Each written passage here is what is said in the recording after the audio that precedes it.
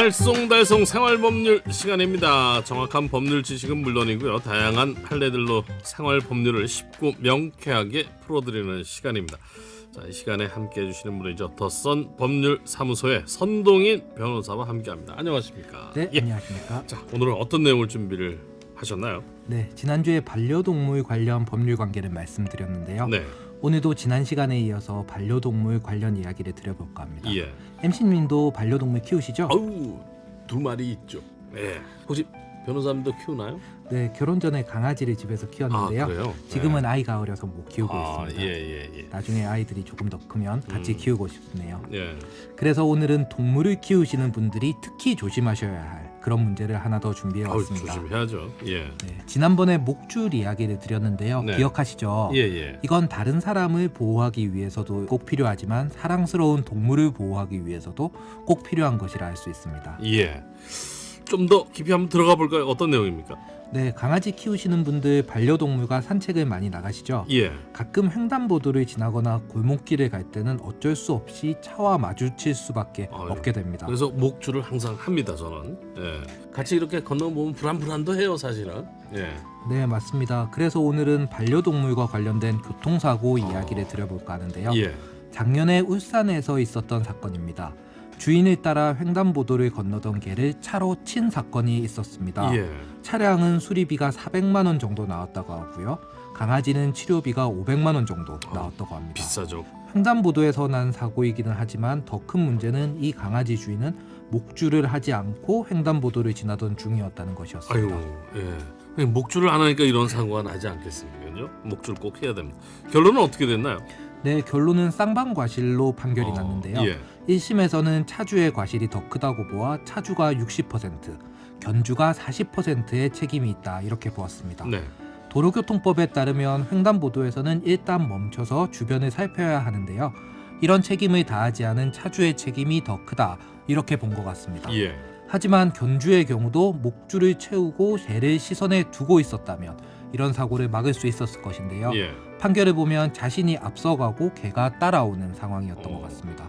그러니 견주의 책임도 있다고 봐서 견주의 책임을 40% 인정한 것이죠. 사실 운전자 입장에서 보면 좀 억울하다는 생각도 들어요. 네, 그죠? 그럴 수 있을 것 같습니다. 좀 엉뚱한 질문일 수도 있는데, 보통 그 교통사고 나면은 피해자가 치료비랑 합의금을 받는데 반려동물은 어떻습니까? 네, 사람의 경우 많이들 알고 계시는 것처럼요. 교통사고가 났을 때 이건 교통사고뿐만 아니라 모든 상해 사망사고에서 공통적으로 적용되는 기준입니다. 예. 손해배상은 적극적 손해라고 해서 치료비, 소극적 손해라고 해서 일시수입, 정신적 손해라고 해서 위자료 이렇게 나눠서 배상이 이루어지는데요. 반려동물의 경우 어떻게 되는지 참 재밌는 질문입니다. 하지만 결론부터 말씀드리면 사람과 반려동물은 전혀 다르게 취급됩니다. 아유, 반려동물을 뭐 자식처럼 여기긴 하지만 전혀 다르게 취급이 되는 것은 뭐 어쩔 수가 없는 것 같아요. 네, 그렇습니다. 민법에 따를 때 사람이나 법인 이외의 것은 모두 재물로 볼 수밖에 없는데요. 예. 따라서 아무리 반려동물이 예쁘고 사랑스럽다고 하더라도 법률에 따를 때는 재물, 그러니까 물건 그 이상이 될 수는 없는 것입니다. 그 뭐 살아있는 그래도 생명인데 물건이라고 하니까 뭐 법리상 어쩔 수가 없겠죠. 네, 그렇습니다. 그래서 동물을 물건 취급하는 것이냐 이런 비판도 많은데요. 현행법상 어쩔 수 없는 부분이 있습니다. 네. 그래서 손해배상을 할 때도요. 자동차가 부서진 것처럼 대물로 보상이 되고요. 강아지가 구조견이나 마약 탐지견 같이 경제활동에 사용되는 것이 아니라면 치료비 정도가 손해배상의 전부가 되는 것인데요. 예. 그런데 반려동물은 의료보험이 안 되다 보니까 그 치료비가 개의 시가를 넘어서는 경우가 많습니다. 굉장히 비싸죠. 그러면 개의 시가 이상은 또 손해가 잘 인정이 되지 않는 경우가 많죠. 여기서 조금 추가로 고려해 볼 수 있는 것은 위자료 정도가 있는데요. 위자료도 강아지의 입장에서 위자료가 아니고요. 강아지가 다침으로 인해서 견주가 입는 정신적 고통에 대한 위자료가 되는 것입니다. 예.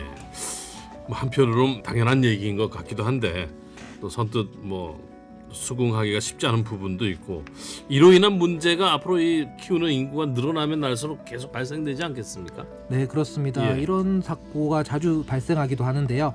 이게 형사적으로 문제되는 경우가 특히 조금 많습니다. 다른 사람의 개를 고의로 죽인 경우 문제가 많이 되는데요. 이 경우 적용되는 죄명이 바로 재물손괴입니다. 극단적으로 표현하면 강아지 인형을 파손한 것이나 살아있는 강아지를 다치게 한 것이나 똑같은 죄가 적용된다 이런 말입니다. 이건 동물보호법의 처벌 규정이 미비해서 이런 좀 일반인의 상식과 다른 법 적용이 이루어지는 것인데요. 예. 동물보호법과 관련해서도 알아두면 좋은 이야기들이 많습니다. 예. 그런데 오늘은 시간이 좀 많이 흘렀으니 다음 시간에 또 이와 관련된 이야기를 마저 드리도록 그렇게 하겠습니다. 예. 앞으로 계속 좀 동물 보호법 관련 얘기는 다음 시간에 또 들어보도록 하겠습니다. 알쏭달쏭 생활법률 더선 법률사무소의 선동인 변호사였습니다. 오늘 말씀 고맙습니다. 네, 감사합니다. 감사합니다.